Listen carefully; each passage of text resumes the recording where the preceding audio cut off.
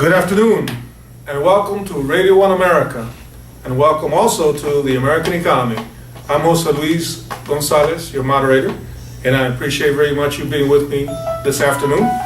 I would love for you to join me. If you have any questions during this program, let me give you a telephone number where I can be reached, 786-362-6525.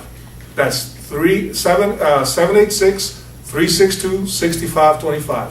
And welcome to our show. Today we're going to talk always like we do about the American economy, but specifically about the status of the economy. It's unfortunate that we are today in the same place we pretty much were 3.5, 4 years ago. Maybe not as brittle, but in the same financial position. Unemployment is still at a high 8.3, 8.4%. The average unemployment rate that Obama has experienced during his 4 years has been 9.36%. That's unbelievable. In fact, during Bush years, it was 5.27%. And in Clinton years, it was 5.21%. We have a caller.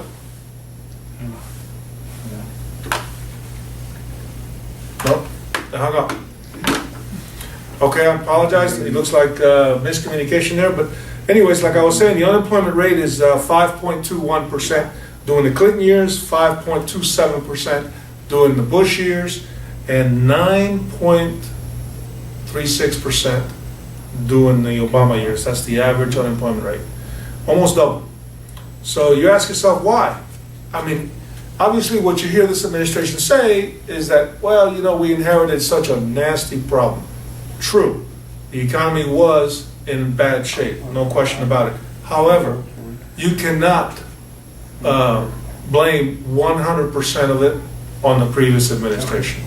This administration has had 4 years, almost 4 years, to make a change, to implement new policies, to provide initiatives, to change the circumstances.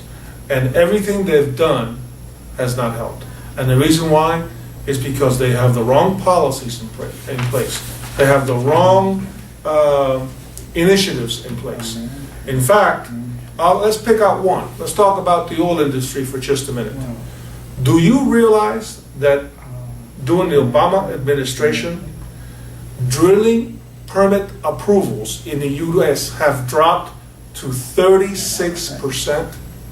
That means you have a 1 in 3 chance of getting a drilling permit approved when you present it to the federal government. If you want to compare that to the Clinton years, it was close to 60%, 2 in 3. And if you compare that to the Bush year, it was 100%. We had a pro-oil drilling policy during the Bush years. How did that impact the cost of petroleum, the cost of gasoline? Those of you who want to tell you that the cost of gasoline would not be influenced by our ability to produce is wrong. We could definitely set up policies, procedures within this country to require that a certain percent of the production that is being produced in the United States remain in the U.S., giving possibly a tax credit to the oil companies, but by the same token helping maintain the price of gasoline much lower than where it is today at almost $4 again. It's at $3.80 again. So during the Obama years, it's 36% versus 100% during Bush, almost 60% during Clinton. That ought to tell you he's totally against the oil industry, without a fact. And this cannot be. We cannot continue to invest in Solyndras.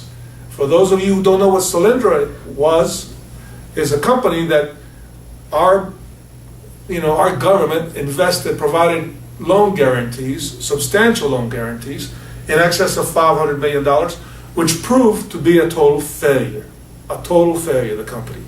You cannot force the process of free markets to take place. It was impossible, and it failed, and we threw away $500 million.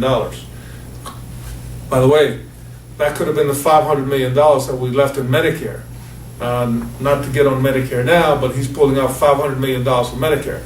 So you see the poor administration that's going on? This is just the tip of the iceberg. Let me touch on another issue with regard to the economy. Let's talk about our national debt. Do you realize that in 2008, our national debt was $9 trillion? $9 trillion. Today, it's closer to 16.